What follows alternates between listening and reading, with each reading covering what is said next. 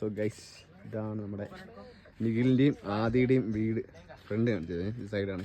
ഇവിടെയും ചെറിയ ഫാമുണ്ട്. മൊത്തം ഫാമും പാടങ്ങളുമാണ്. അടിപൊളി. എൻ്റെ പോലെ ടീംസ് ഒരു രക്ഷ ചെയ്തത്. ആദിയുടെ വീട് നമ്മൾ അകത്തൊക്കെ കയറി വെള്ളമൊക്കെ കുടിച്ച്. ഇതാണ് ആദിയുടെ വീട്. ഒരു പശുവിൻ്റെ കാലിടിഞ്ഞ് കിടക്കും കേട്ടോ. അതിന് എവിടെ പോകാൻ പറ്റില്ല. ബാക്കിയുള്ള പശുവെല്ലാം മീൻ പോയിക്കണമെന്നാണ് നമ്മുടെ ചിങ്കിരി ആദ്യം പറയുന്നത്. എല്ലാം ഇത് മുകളിൽ ഇത് മൊത്തം വേറെ പാടങ്ങളൊക്കെയാണ്. നെല്ലൊക്കെ ഉണ്ട്.